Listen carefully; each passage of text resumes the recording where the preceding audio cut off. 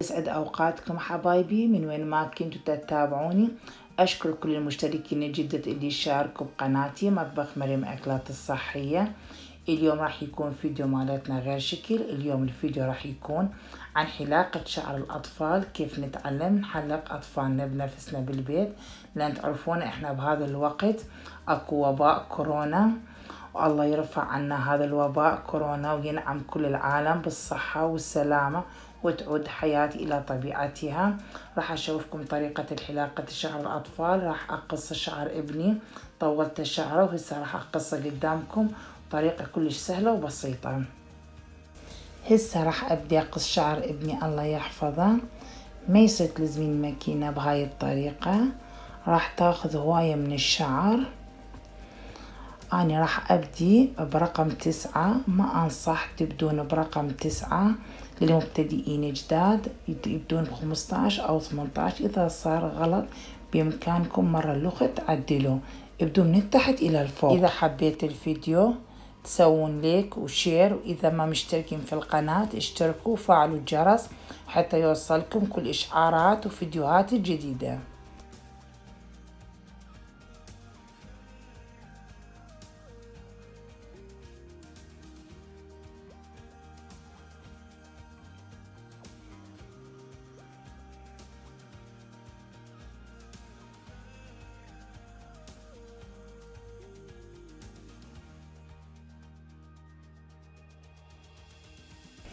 شوفوا حبايبي، عندها اضطر مرات احول الماكينة على اليمين ومرات على اليسار بسبب ما عندي مكان.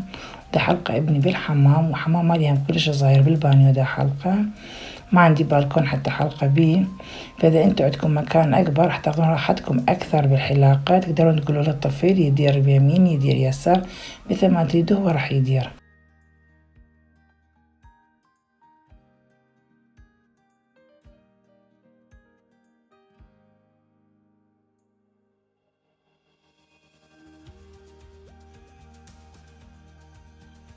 اهم شي لا تضغطين على الماكينة قوي على الراس. هنا من تضغطين على الماكينة قوي على الراس راح تاخذين هواية من الشعر مالته.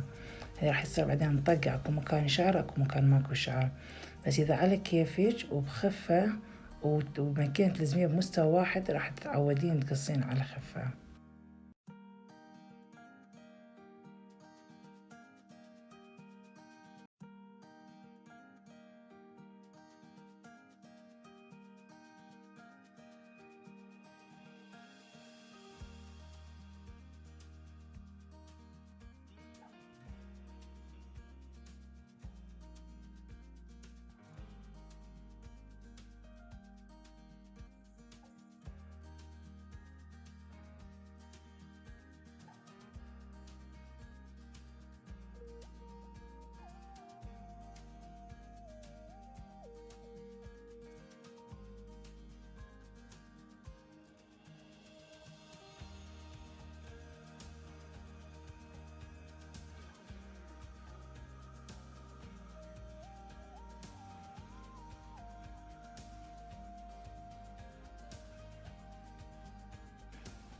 هنا راح ابدي رقم 6 اقص شعره.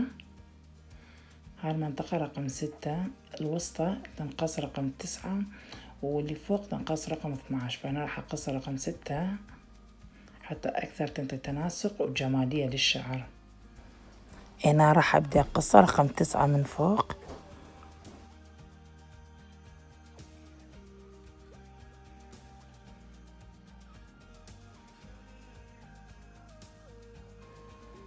انتي بإيدك حددي الشعر، التحت سويه رقم 6، الوسط 9، والفوق 12. ما يصير نقصه كلها رقم واحد، ما راح ينطي تناسق وجمالية. متحدديه ينطي أكثر تناسق وجمالية. هنا من جيت أحلق ابني كان هواي يبكي حبيبي الله يحفظه، بس أنا جيت أعطيه معنويات وأحكي وياه وأضحك حتى شوي شوي أخفف عليه.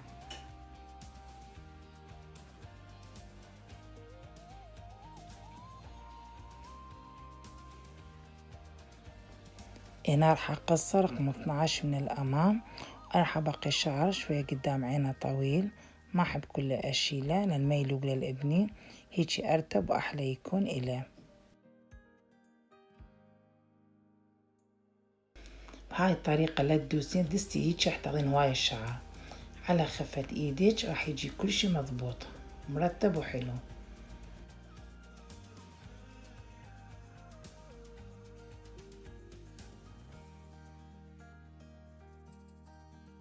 هنا نقصه عكس الاتجاه، مرات نقصه يمين على اليسار، مرات يسار على اليمين، حتى اذا اكو شعر طويل كله ينشال.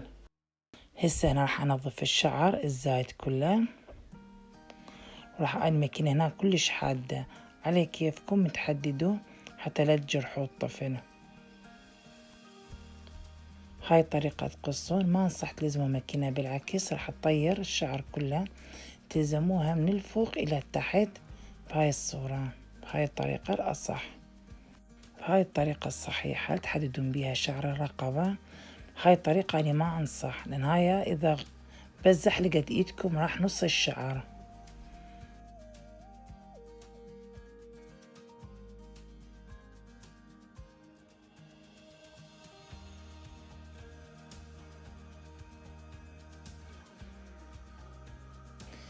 هنا من تحددون الرقبة مالته ورا الإذن، تحاولون تسحبوها شوية الإذن حتى شنو تحددون وراها لا تجرحوها، لأن الماكينة كلش حادة.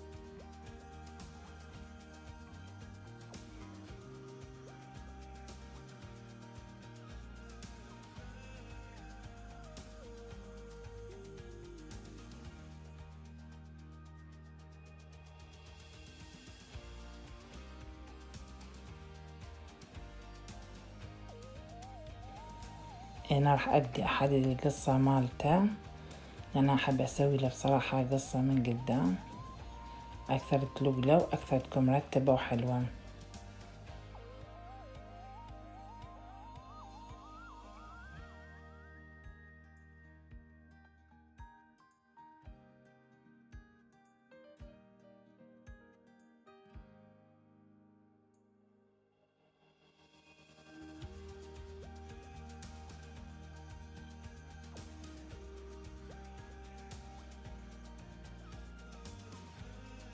هنا سويت اني قصة من قدام الشعرة أكثر يلوق له.